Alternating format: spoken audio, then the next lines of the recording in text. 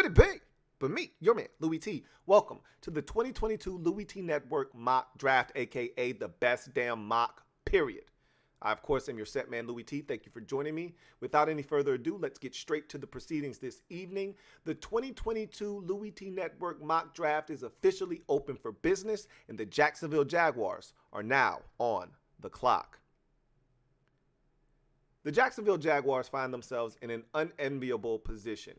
Third straight offseason with a brand new head coach. It was a disaster last year with Urban Meyer, which I think puts them in the position to be drafting first overall for the second consecutive year, something you don't want to do, especially when you earn the number one overall pick 2 years in a row. That said, I think they might have gotten it right here with Doug Peterson, perfect coach for the quarterback you drafted last year in Trevor Lawrence. Speaking of which, there's a really interesting dynamic here because you don't need the quarterback number one overall. This isn't the draft to take one anyway, but you've already knocked that out of the park. You've already checked that box. You got your quarterback. So what do you do if you're Jacksonville? You need help getting to the quarterback. That's apparent. Josh Allen can't do it by himself.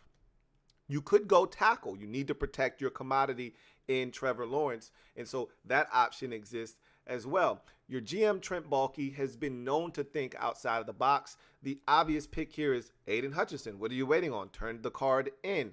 Well, not so fast, my friends. In San Francisco, there were other guys that were available that people thought were better than Aldon Smith. Trent Baalke went with his gut. Turned out to be the right move. Aldon Smith, like 15 sacks in his rookie season. A lot of people think this pick isn't Aidan Hutchinson, but someone else. I tend to think that way as well. So with that in mind, with the first overall pick in the 2022 Louie T Network Mock Draft, the Jacksonville Jaguars select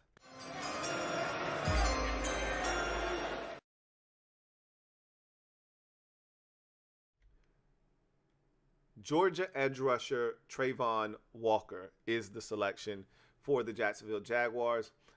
It'll be interesting to see how this works out. We will always pit Walker versus Hutchinson and see how their careers go. If Hutchinson works out and he turns out to be the better of the two, Jaguars fans will come back here and they'll blame Trent Baalke, and they'll have every right to do so. But he went with his gut. We'll see if it turns out. And look, that Georgia defense is loaded, as you will see throughout this mock draft. And really what you will see when the real draft takes place is that they'll have a ton of guys hearing their names called in the first 2 rounds of this draft on the defensive side of the football because they were loaded. And I think that guy in Travon Walker was one of the better players. Now, you go to the Detroit Lions, who are now officially on the clock with the number 2 overall pick. The Lions were a terrible team, as we expected them to be. They made the blockbuster deal last offseason, shipping off Matthew Stafford to Los Angeles, in exchange getting Jared Goff and a bunch of first-round picks. They'll have the last pick in the first round this year because of that trade. But this is the pick they earned at number 2 overall. But as you can see, they were a very competitive team. 7 games were decided by 4 points or less in 2021. And they were in some ball games, should have won more than just the 3 that they ultimately came away with. There are some building blocks. Amon-Ra St. Brown turned in a phenomenal season. As a matter of fact, one of the best in Detroit Lions franchise history for a rookie at the receiver position. They've got a chance to do some damage. They've got 3 picks in the first 34. I think they didn't expect Aidan Hutchinson to fall into their lap when this process first started, but as this process got further and further into the draft and closer to the draft rather, they saw this opportunity falling to them, and they're not going to pass it up. So with that in mind, the Detroit Lions, with the 2nd pick overall in the 2022 draft, select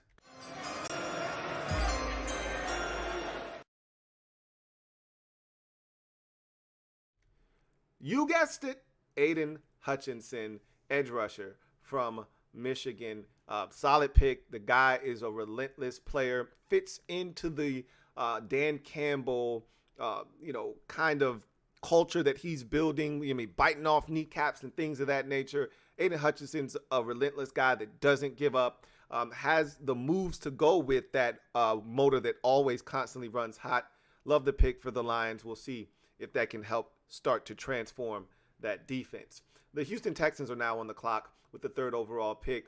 And this is a team that just a season ago looked like a train wreck. Deshaun Watson didn't want to play anymore.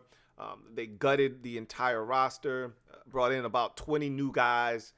They brought in a new head coach. He's no longer there in David Culley. So they're turning things over. Lovie Smith is now in charge in Houston. We'll see how it goes there, but didn't really love how the situation worked out for David Culley. He was a one-and-doner. Didn't think he deserved it. I thought he coached his ass off, to be honest with you. But in all of this and turmoil and mess that the Houston Texans found themselves in last offseason, I think they feel like, there are greener pastures on the other side of this thing. They may have found a franchise quarterback in Davis Mills.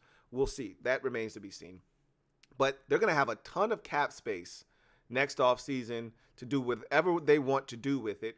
And they've got some players like Brandon Cooks, who they just gave an extension to, that can be the foundation of that as they try to continue to build.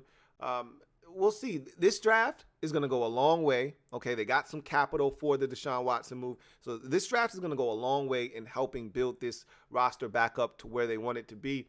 And then you start spending that money in free agency. We'll see what happens. But one thing's for sure. When you look at this Texans team, Lovie Smith is a defensive-minded head coach. In order to win ball games with a young quarterback like Davis Mills, who is still trying to figure some things out, you don't have a ton of talent around him quite yet. So if you're going to win games, if you're going to be ultra competitive, you need to make sure the defense is up to par. One of the ways you can do that is to get to the quarterback. Texans aren't quite there yet. They could do something about that right now if they want to. This is a really deep draft class with edge rushers. You may be able to get one a little bit later on and feel good about it. But what you can't pass up on is an elite corner that's staring you in the face. They love a guy here, and that's what they're going to pounce on with the 3rd overall pick in the 2022 NFL Draft. The Houston Texans select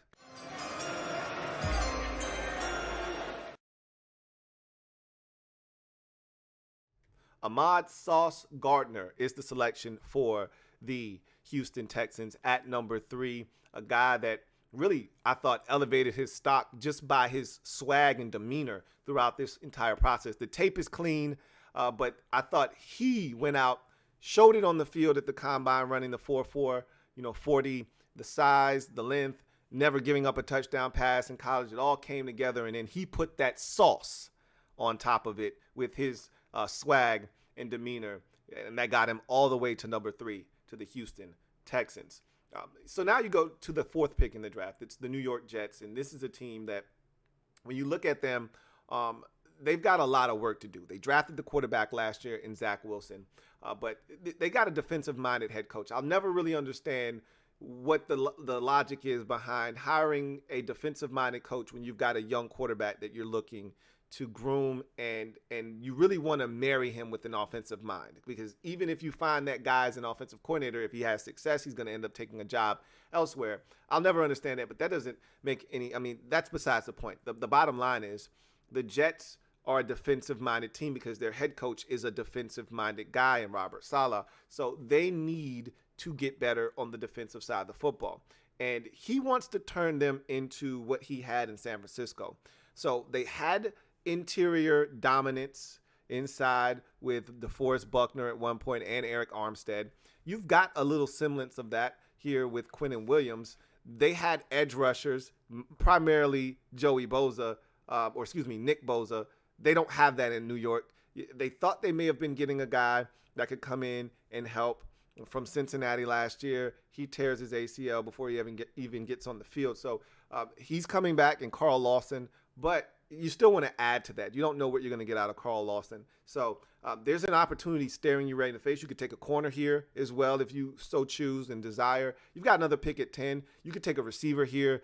Obviously, Joe Douglas showed that he was interested in getting a receiver. We'll talk about that a little bit later on. But the bottom line is you've got a chance to get a pass rusher. You don't have a guy right now that can get to the quarterback off the edge. You need to remedy that.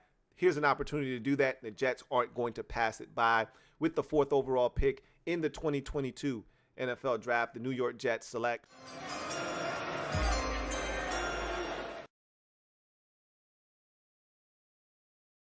edge rusher Kayvon Thibodeaux from Oregon. Makes a ton of sense. There's been a lot made of this guy's motor and, whether he's taking plays off. And he was a guy that seemed very arrogant and cocky at the combine. I didn't think he did himself any favors, but look, if you're confident in your, play and your ability, go ahead and speak your truth.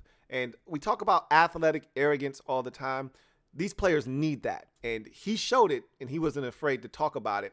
We'll see if he turns out to be good for the Jets or another guy in a long list of draft busts as edge rushers, like Vernon Golson, for instance, in New York for the Jets. You go to the other side of the field in New York, in the other locker room, and it's the New York Giants. And this is a team that had a busy offseason. Dave Gettleman out. In comes Joe Schoen from Buffalo. Speaking of from Buffalo, in comes their new head coach from Buffalo, Brian Daboll, who was the offensive coordinator, out with Joe Judge, who was awful in 2 years for the Giants. So they cleaned house in the front office, got a new head coach. And now you're kind of transitioning. When you get a new GM, there's a lot of stuff there that he didn't bring in, a lot of stuff that he's looking to give away yard sale wise. And you're going to turn that roster over a little bit. And that's where the Giants kind of are.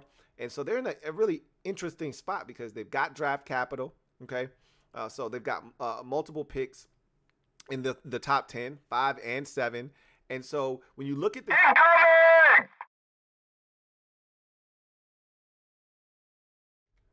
so we've got our first trade of this draft, and it's the New Orleans Saints coming all the way up from 16 and 19 to number 5. And this is a bombshell because this is a draft that we've talked about for so long where quarterbacks aren't supposed to be hot commodities, something you trade up for. But the Saints came up before the draft, got into position to make this move at 16 and 19. They traded up with Philadelphia to acquire the second first-round pick to give them the ammunition to get into the top 5 if need be. Look, the prized possession here is quarterback Malik Willis. If you don't come up and get him, the Panthers are taking him at 6. Now, if you believe in the young man, you believe in the talent and the upside, you don't want to face him for 2 times a year for the next decade. So instead of facing him twice a year for the next decade, how about you go and get him? Okay, Jameis Winston signed a 2-year extension. Essentially, it's a 1-year deal. You can get out after 1 year if you so choose. The young man needs time to sit and learn. Jameis can play this year. He's coming off of an ACL, so who knows where Jameis will be. However, the bottom line is the Saints had a plan. They came into this looking to get their guy. And they said, if all else fails, if someone, does something crazy like trade up to 3 and take Malik Willis, we can just sit at 16 and 19. We can get a tackle. We lost Teron Armstead in free agency. We can get a wide receiver. We need one of those anyway. I figure if you go up, get the quarterback, you still got 2 selections. You got 49. Get a receiver there. You got 98 in the 3rd round. Last time I checked, you got Teron Armstead at 75 overall in the 3rd round. Make it happen. You can find your tackle. You can find a receiver in a deep receiver draft class later on. Go get your quarterback and figure this thing out moving forward. That's what the Saints are doing. An aggressive play. They come up. They get their man right in front of the Panthers, who were dying to get their hands on Malik Willis. The New Orleans Saints, 5th overall in the 2022 NFL Draft, select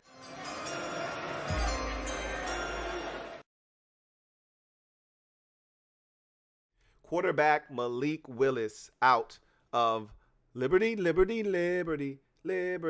So that really leaves the Carolina Panthers in quite the conundrum. So Matt Rule is a guy that's skating on thin ice as it is. And he's coaching for an owner who ponied up a ton of money to get Matt Rule away from the college game and outbidded other teams like the New York Giants. Remember, Matt Rule's a New York guy.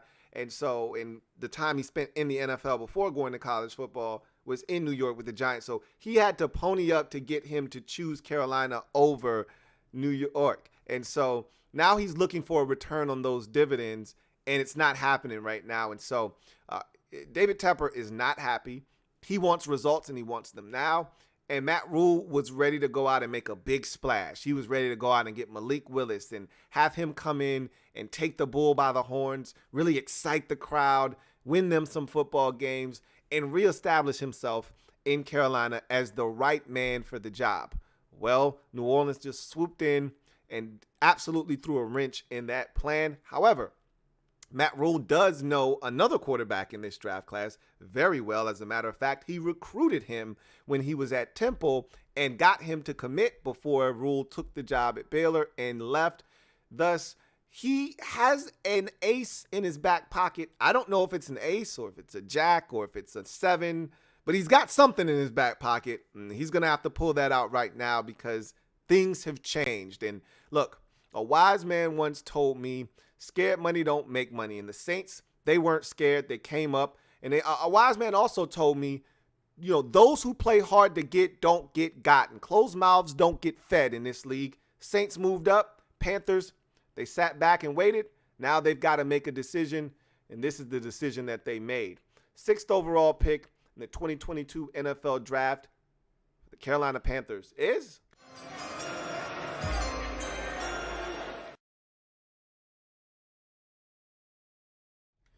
Kenny Pickett. Quarterback Pitt is the selection. We'll see how that turns out to go for the Carolina Panthers, but yikes, we'll see. They really had the rug pulled from under them. They did not think that Malik Willis would go at number 5. So the Giants wheeling and dealing over here like Kevin Nealon with their new GM, Joe Schoen. He's already making some moves, moving back in this draft, picking up a couple of draft picks. So the Giants already multiplied their draft picks, started with 2. Now they have 3 in the first round, and they're looking to get busy, do some damage. Again, when you're a new GM coming to a team, you want to turn that roster over and get your guys in there. So this is the best way to do that. And so this first selection, to me, makes a ton of sense. Why? Because the Giants are going to trade James Bradberry. It's not a matter of if. They're going to trade James Bradberry. It's just a matter of where and what are they going to get in return for James Bradberry. That said, you trade away one of the best players, not just on your defense, but on your team. You're going to need to replace him. And so, the Giants could use an edge rusher. I thought Azeez Ojulari wasn't too bad last year. And they still need to pair up another guy on the opposite side. And so they could use an offensive lineman, preferably a tackle opposite of your first-round pick, Thomas, from a couple of years ago. So, these are all things. But you got 3 first-round picks. You've got time to do that. What isn't going to be staring you in the face is another opportunity to take an elite corner. You're going to trade one away. You better go ahead and replace him right now while you have the opportunity. And that's exactly what the New York Giants are going to do. They've got 3 first-round picks. Here's the first of those 3 here. 7th overall pick in the 2022 NFL Draft. The New York Giants select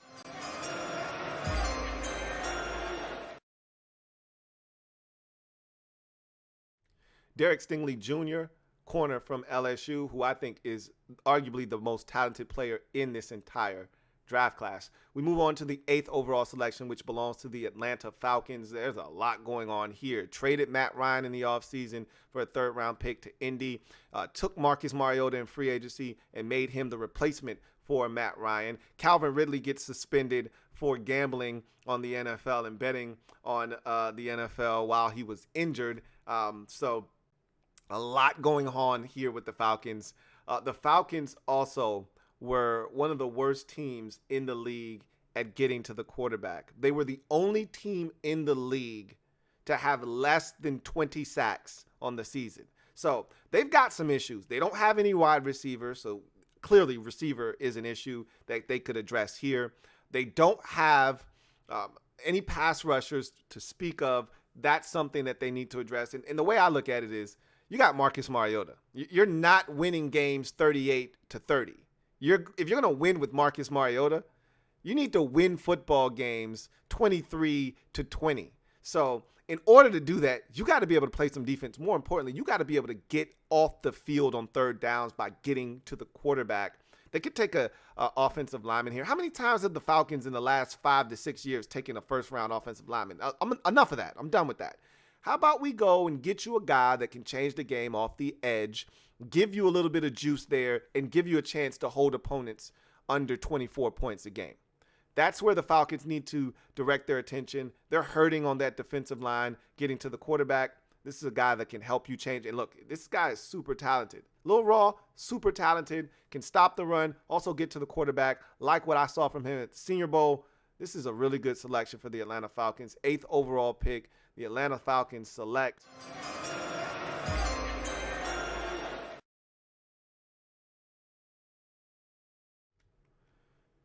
Jermaine Johnson, edge rusher, Florida State. So you go to the 9th selection in this draft. It belongs to the Seattle Seahawks. And wow, the Seahawks didn't expect the draft to go quite the way that it has to this point. They had their eyes on Malik Willis. They said, look, at the end of the day, we got Drew Lock. We don't expect him to be the guy that leads us into the future. But if we need to start Drew Lock, early in the season until the young rook is ready, we could do that. But Malik Willis obviously gone.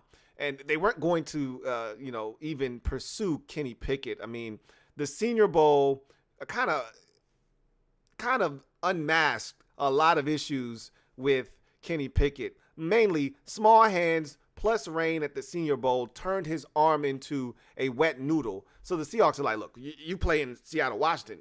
Half of your home games are going to have wet weather. Can't do that. So they've got to go in a different direction. And I kind of feel bad for them, but I don't. Okay, they put themselves in this position. They traded Russell Wilson to Denver.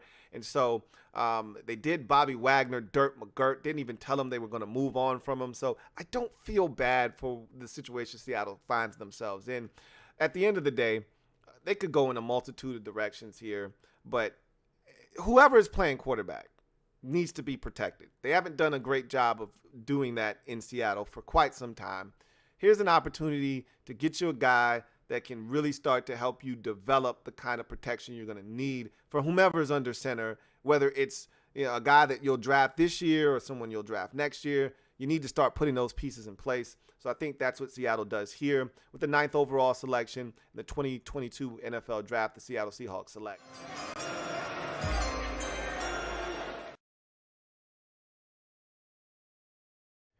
Ickey Ekwonu is the pick from North Carolina State. Really raw, but physically gifted offensive lineman. Can play guard, can play tackle. I surmise they'll try him at tackle first and then see if he can cut it there or not. If not, you can always kick him inside and maybe he'll turn into a Brandon Sheriff type as an all-pro. New York Jets back on the clock for the second time in this draft as we are at the 10th selection. And they took an edge rusher in Kayvon Thibodeaux the first time. So now this is an opportunity for them to double back and get some help for Zach Wilson. So their GM, Joe Douglas, made it abundantly clear that he wanted to upgrade the wide receiver position. He tried to go after Tyreek Hill, was in the sweepstakes there until the very bitter end, and just missed out on him. He offered, reportedly, the Seattle Seahawks this exact pick, number 10 overall, for DK Metcalf. Seattle declined. So clearly, he is on the prowl for a number 1 wide receiver to add to the mix for Zach Wilson. You have a chance to get that here, so why not knock that out, check that box off, and keep it pushing. You couldn't trade for a guy. You can draft one here at 10. That's exactly what the Jets are going to do. Pop the top on the wide receiver position. So you get to take the one you deem to be the best in this draft, and that's exactly what the Jets are going to do at number 10. With the 10th overall selection in the 2022 NFL Draft, the New York Jets select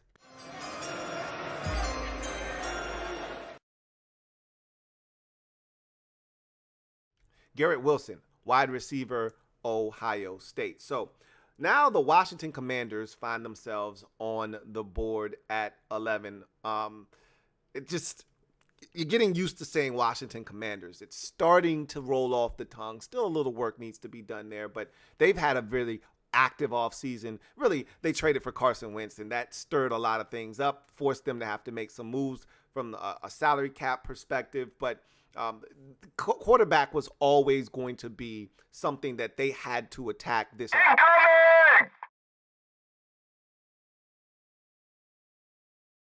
Oh, we got a trade. So the Philadelphia Eagles are now on the clock at number 11, and we've heard this before, and a wise man told me this once upon a time. The draft makes bedfellows out of sworn enemies, And these Eagles in Washington did a deal last year in the draft. So there's a little bit of precedence here with these two teams. So they're not afraid to work with one another.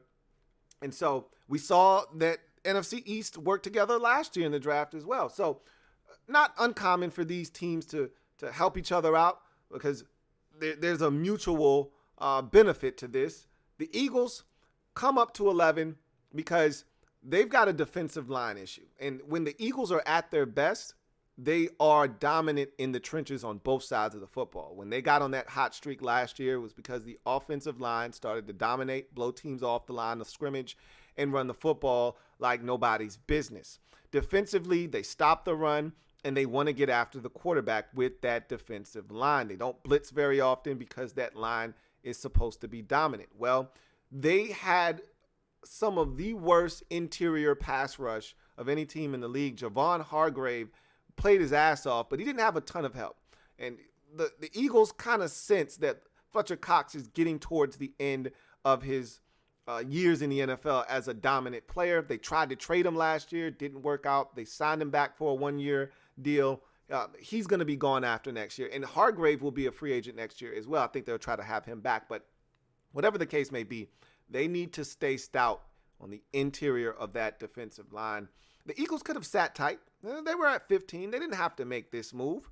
But it's like having a chance to get a Chick-fil-A chicken sandwich instead of a Popeye's chicken sandwich. Okay, it's like having a chance to work at Chick-fil-A instead of working at McDonald's. Okay, you know you're going to have Sundays off. The environment's much better.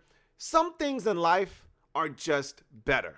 Okay, and they just make sense. And this just makes sense. The player that they're getting is just better. The other guy that they could have waited on at 15, he's really good too. He's just not this guy. With the 11th pick in the 2022 NFL Draft, the Philadelphia Eagles select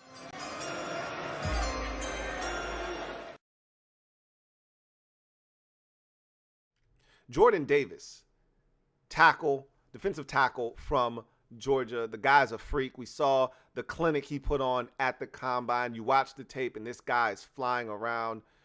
Shout out to my guy, Trev, who wanted Jordan Davis at 11. Well, you got him. He's at 11. Minnesota Vikings on the clock at number 12, and they were going to take Jordan Davis because the Vikings had among the worst rush defense in the league last season. Something needed to be done, and they were going to take Jordan Davis to clean that up at 11. Well, the Eagles kind of got wind of that, and they swooped in and made the move. So the Vikings had to pivot. You know what's really good? You know what's a great position to be in? When your first option gets taken and your second option is a guy that has a chance to be an all-pro in the league. Not a bad option to take if you're the Minnesota Vikings. They've got a lot going on. They got a new GM. They got a new head coach. And they're hoping that this new chapter brings much more success. We'll see. But this is a good start here for the Minnesota Vikings. Getting what's probably a top 5 talent in this draft at number 12. Sometimes it pays to be living right. And that's what the Vikings are doing here at number 12. With the 12th pick in the 2022 NFL Draft, the Minnesota Vikings select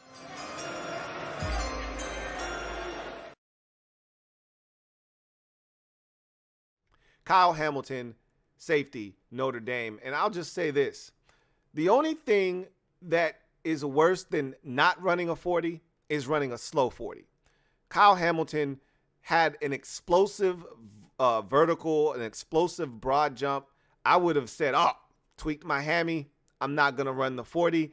And then said, my hammy's still not right. I think I'm just going to, I'm just not going to run the 40 at all. The whole entire process. He knew he was running 4.5s during, his training. Why even chance it? Just don't run a 40. He would have been a top 5 pick had he done that. Instead, he didn't run. He ran the 40, didn't run fast. And now he's a Minnesota Viking. We go to the 13th pick. Texans are on the clock. They already made a selection earlier in the draft. Took Ahmad Sauce Gardner at number 3.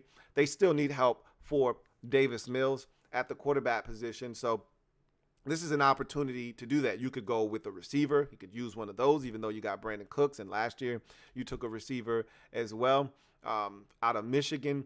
But he needs to be protected first and foremost. It's great to have weapons and a bunch of skilled guys, but that doesn't mean a damn thing if you can't have your quarterback upright to get them the football. So this is a great opportunity. Not a lot of offensive linemen have been taken yet. As a matter of fact, only one has been taken, surprisingly enough. Normally, these guys are flying off the board like hotcakes. Don't worry. They're about to start flying off the board like hotcakes. So better grab yours while they're there. As they like to say, while supplies last, Texans are going to do exactly that with the 13th pick overall in the 2022 NFL Draft. The Houston Texans select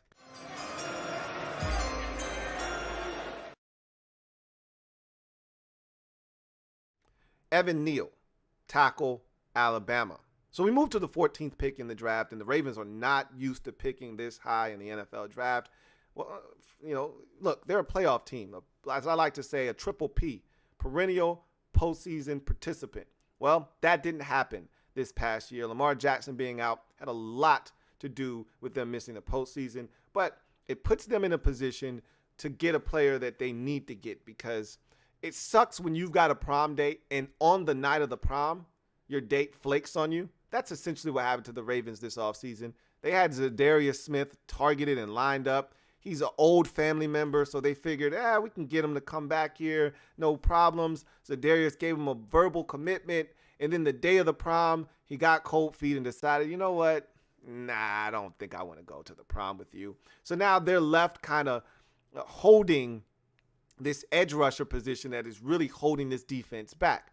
Now, Odafe Oweh was fantastic last year, but he needs some help. So the Ravens are in a great position to actually get him some help here. And the guy that is sitting here waiting for them to select kind of fits what a Baltimore Raven is all about. Certain players look like a Raven. This guy looks like a Raven. With the 14th overall pick in the 2022 NFL Draft, the Baltimore Ravens select